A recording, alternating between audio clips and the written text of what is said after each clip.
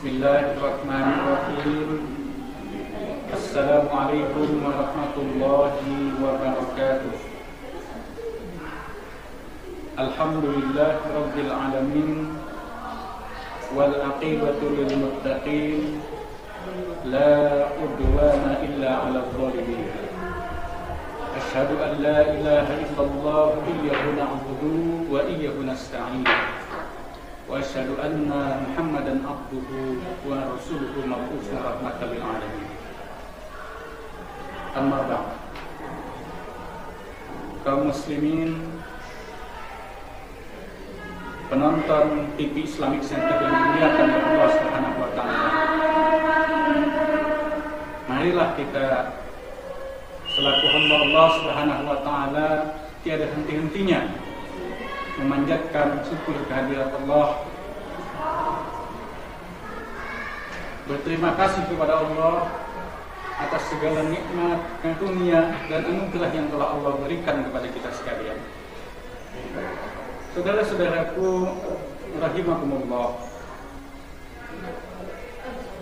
tanda bahwa seorang muslim itu bersyukur kepada Allah Subhanahu wa taala adalah dengan menggunakan nikmat-nikmat yang sudah Allah berikan kepada dirinya untuk melaksanakan ketaatan di jalan Allah Subhanahu wa taala.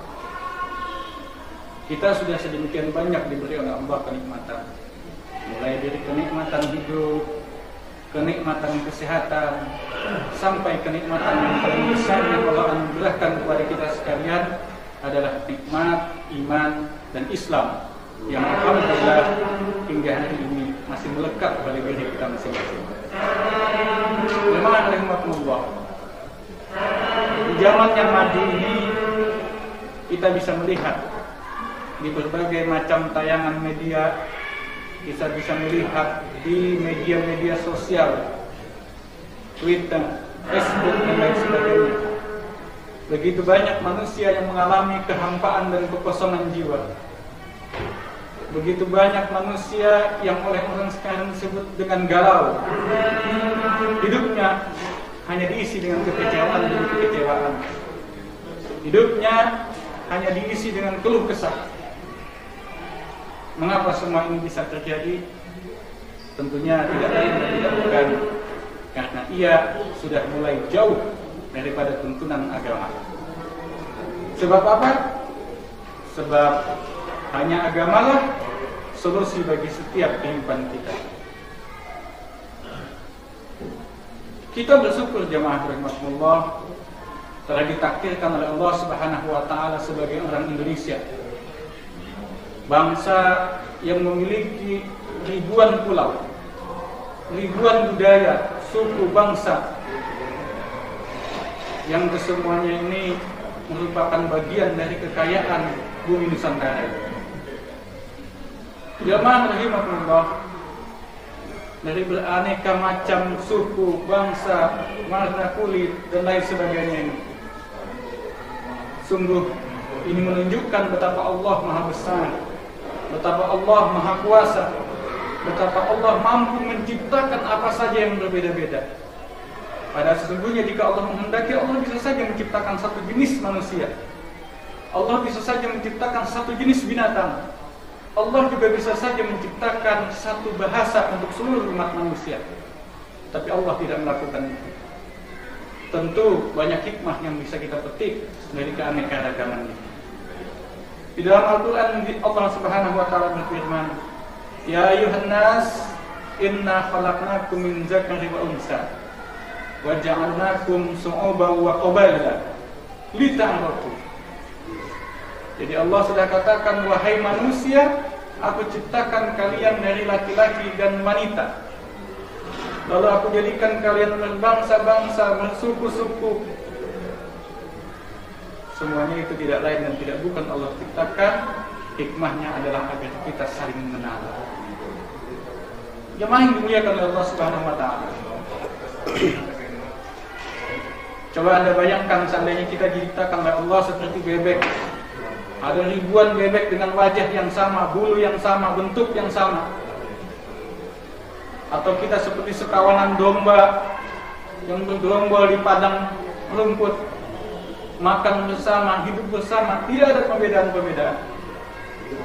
Tapi Allah ciptakan keanekaragaman untuk memberikan makna bagi kehidupan kita ini, supaya ada interaksi di antara kita, supaya ada komunikasi, supaya ada hubungan sosial di antara kita.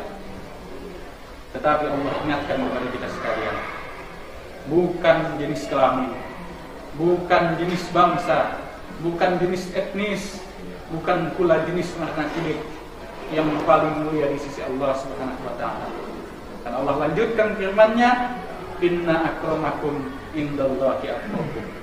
Yang paling mulia di antara kalian adalah yang paling takwa kepada Allah Subhanahu wa taala. Nah, inilah jamaah rahimahullah. Ternyata ketakwaan adalah satu-satunya sarana bagi kita untuk mencapai kemuliaan di sisi Allah Subhanahu wa taala. Di sisi Allah Jalla wa Ala, Zat yang maha tinggi, yang menguasai hidup dan mati kita, yang mengatur segala apa yang terjadi di dalam dinamika kehidupan kita. Demikian pula apa yang kita alami di dunia ini, sedih, gembira, kecewa, berbahagia, semuanya hanya akan bisa kita kelola, hanya akan bisa kita jadikan sebagai sesuatu yang amat baik bagi kehidupan kita manakala kita berada di dalam ketakwaan kepada Allah Subhanahu wa taala. Apakah takwa itu? Saya rasa kita yang pernah bersekolah, ya, pelajaran di sekolah telah mengajarkan kepada kita sederhana takwa itu, yaitu melaksanakan segala perintah Allah dan menjauhi segala apa yang dilarang oleh Allah. Sederhana definisinya, namun tidak sesederhana itu untuk mengamalkan dan mengerjakannya. Jadi kita lihat definisi ini tadi, melaksanakan perintah Allah, menjauhi larangan Allah, terkesan seolah-olah ini adalah kepentingan Allah. Sesungguhnya bukan. Ketakwaan bukanlah kepentingan Allah. Seandainya seluruh makhluk di dunia ini, termasuk manusia dan jin, tidak mau beriman dan bertakwa, durhaka kepada Allah, melanggar segala aturan-aturan Allah, maka Allah tidak akan turun takhta, Allah tidak akan menjadi hamba. Kekuasaan Allah tidak akan berkurang secuil itu. Tapi ketakwaan kita, ketaatan kita kepada aturan-aturan Allah adalah untuk kepentingan kita sendiri. Kitalah yang berhajat kepada Allah Subhanahu wa taala. Jamaah rahimakumullah, dalam kondisi bangsa Indonesia saat ini, kita diuji dengan berbagai macam cobaan, dari yang sangat fundamental seperti kesulitan ekonomi, belum lagi banyaknya PHK dan lain sebagainya, banyak musibah yang melanda, baik itu bencana alam maupun bencana kemanusiaan lainnya, kasus-kasus susila.